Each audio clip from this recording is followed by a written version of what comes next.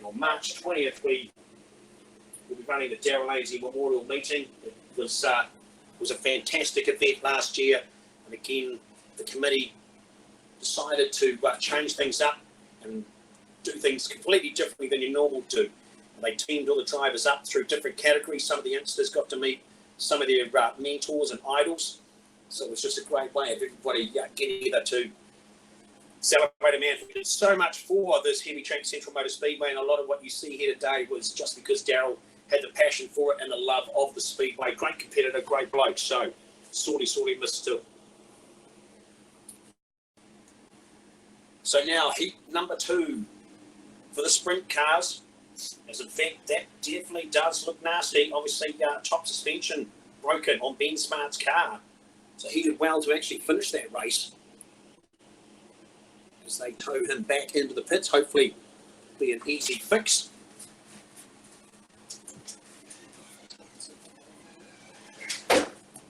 So can Sam O'Callaghan make amends for that last effort?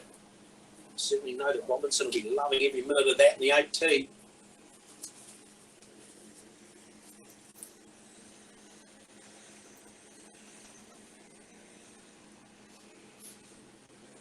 Line up around the track as they come out the gate. They're given a number from 1 to 4. That's where they need to be pushed to get started. It means that they don't block up the whole track.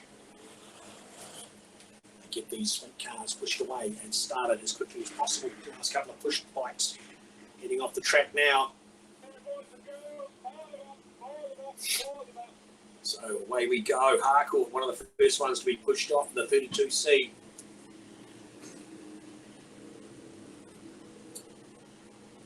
Colvin, he's away at the moment with a different coloured wing. Normally the 42T on the top of that car matches the colour on the tank on the back. Earlier in the season, had a bit of wing damage, so sorted to the spare wing.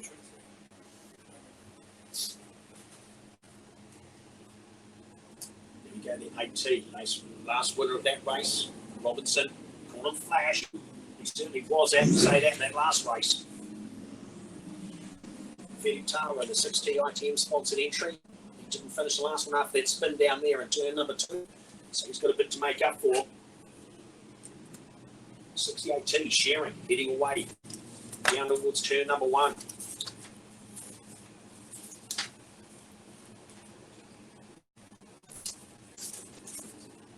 So only a couple of 4 or 5 to be pushed away now.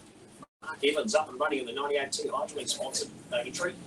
So let's hope he can finish this race. He wound up in the infield for that last one. There's a sun pokes its head through the clouds here. Great to see that for a change. See just a little bit of sprinkle earlier on, but it's no problem now.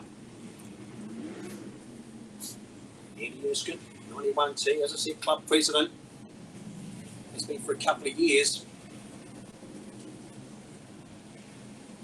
Enjoying a bit of racing out there, the forward entry. Cleveland as he gets down on towards turn number 1 and 2. The 55T Miller. He stepped up from 6 shooters this year as well into the big sprint car.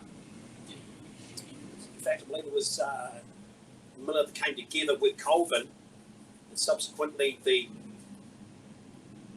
left-hand side of Miller's wing came off and struck the front of the 87C car, which was driven by our very own rally ace Hayden Padden. Gave him a hurrah of a fright. And it was certainly something you don't often see in sprint cars. But Miller with that side of the wing fully attached again. So that should now be all cars up and running.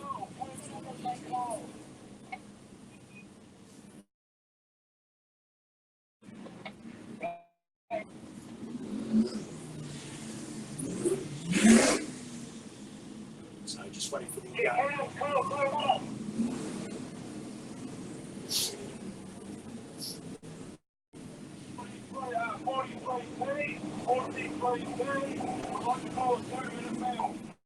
So we're just hearing from the officials that Buchanan is going to call the 2-minute bell. So what this means is when all the cars are up and running, if the driver does find themselves with a bit of a problem, they can call the 2-minute bell and they've got 2 minutes to fix whatever problem is wrong with that vehicle. You'll see Josh Buchanan come down in front of us now and stop outside the pit gates. Not sure what the drama is, but the crew will head out there now and see if they can fix it. As I said, 2 minutes only. So the hooter starts. That's 2 minutes now. As Tony Buchanan heads out, Josh's dad, to see what the problem is with the car. Looks like it might be on the left-hand side. A bit of a look around the bottom of the engine. No. Tony spotted a problem and has given it the that's it. It's all over. So it's a bit more terminal than they thought. And that car will get pushed into the centre of the circuit. So we'll have to try to find out what the problem with that car was as Josh turns hard left. There was something spotted on the left-hand side.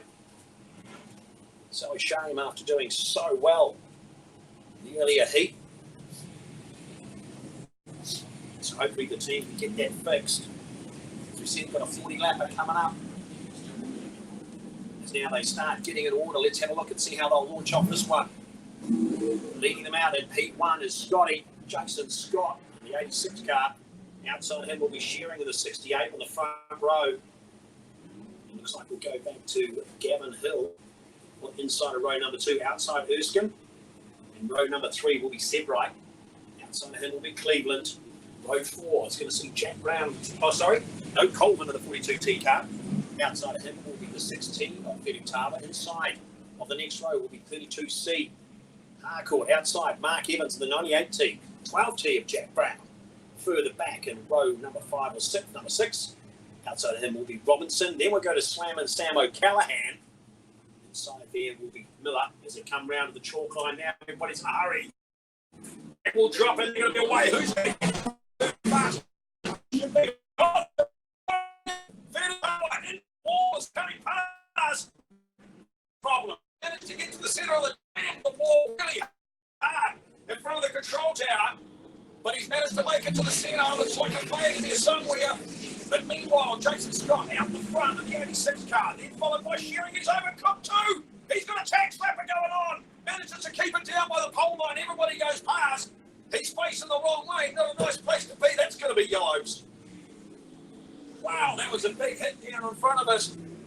Ferutava looks like the car's hooked up. Instead of going left, it went hard right into the wall, clipping the pit gates as he went past, but he's managed to get left and into the centre of the field, so 2 cars parked up. We'll just see if Shearing can get away. 1 lap down. In fact, Luke Shearing was the fastest out of the track, straight into the 17s, but just overcooked it going through turn number 2. Got it heading to the right. When he went back to the left, the thing spun around. Now they're trying to get it started over there. So Jason Scott out in the front. Then we go back to Erskine. Then back to Aaron Cleveland in 3rd. Colvin will come next in 4th. We'll go back to Gavin Hill in 5th. Harcourt 6th. Then right 7th. O'Callaghan 8th.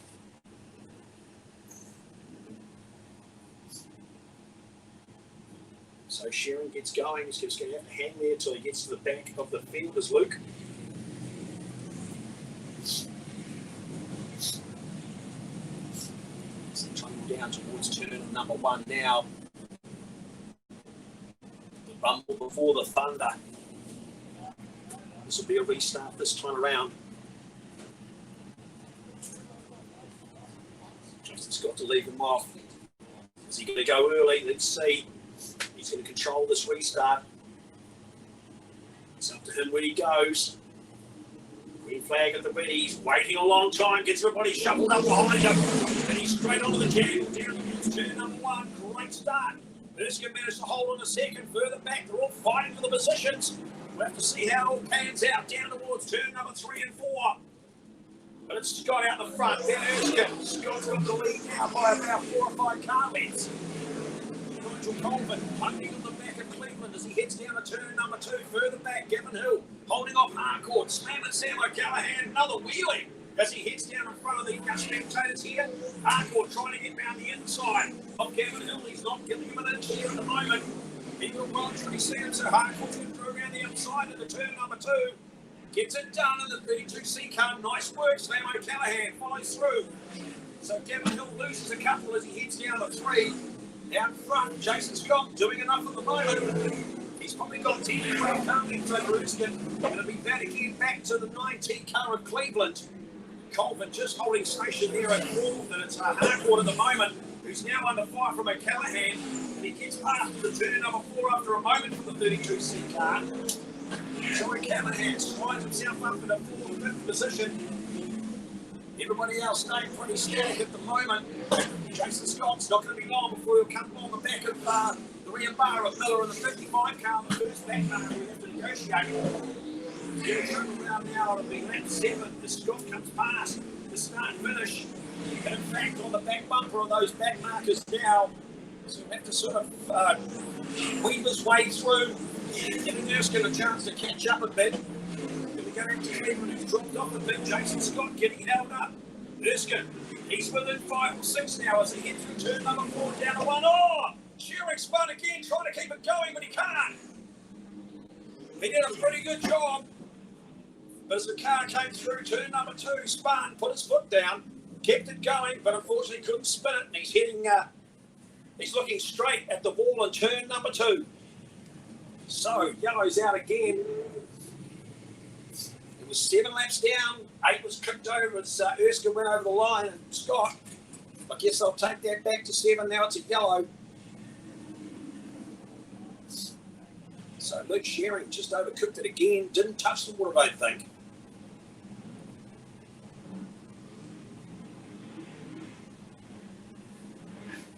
So it looks like Mark Evans has pulled into the centre of the track again. The 98T Hydroink sponsored car, obviously another problem for that vehicle. So the rest of the cars are now half track, keeping out of the way. That stricken 68T car up in turn number 2. Push truck lines up with the back of it now. He'll get underway again, no damage done. So Mark Evans' night, not the way he'd want it.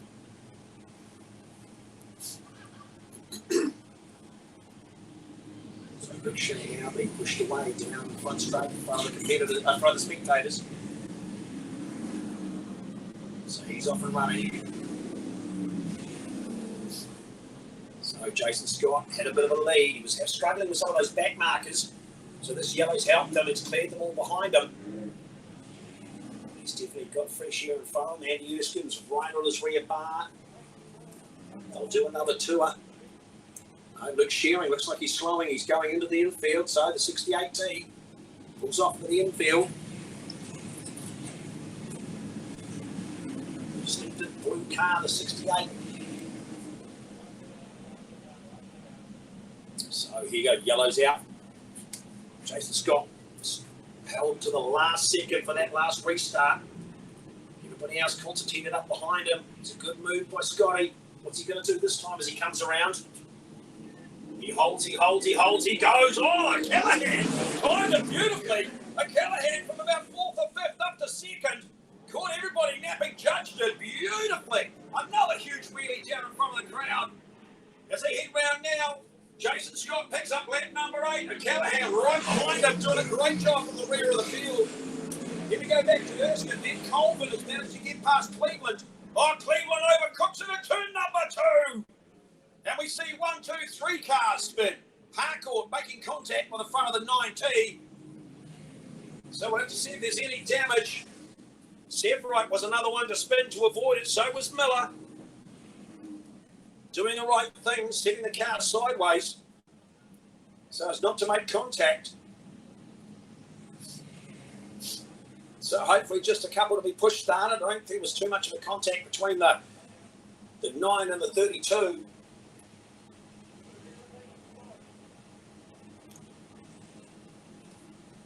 Just see them now starting to get pushed to the centre. 8 laps down as Miller, the 55 car, gets pushed away. So he's going to be back into it.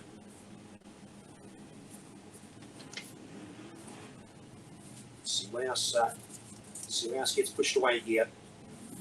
This one's counted for 12, so still a few to go. Harcourt, he's underway again. Cleveland's lined up behind now.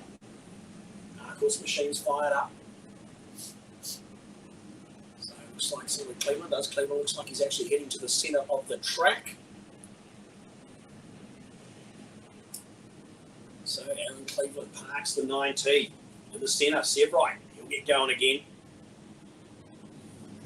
So this is some damage to the front. The 9T car, the forward entry.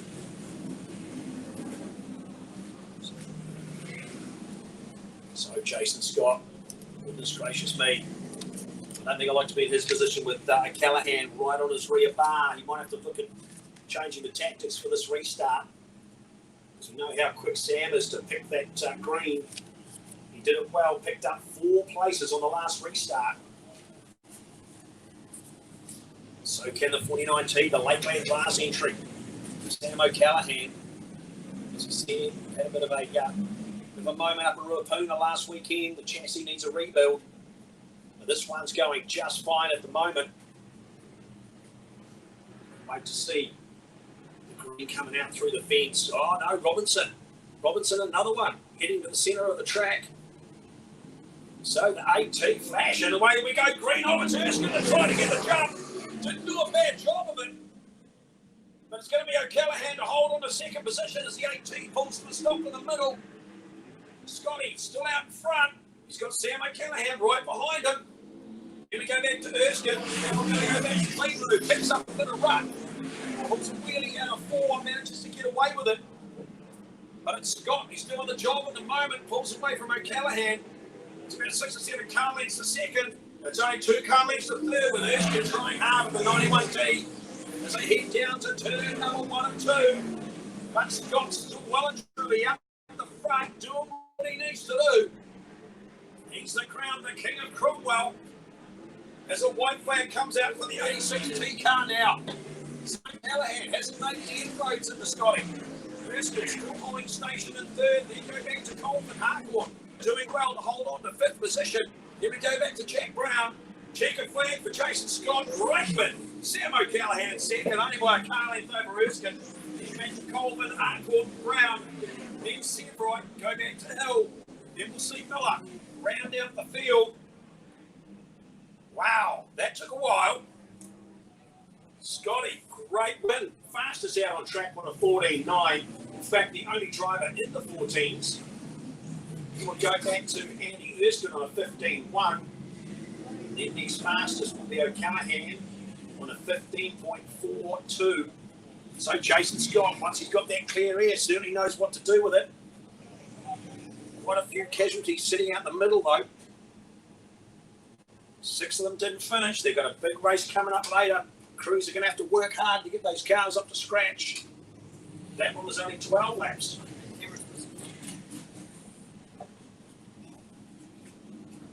So up next will be the next heat for the saloon cars.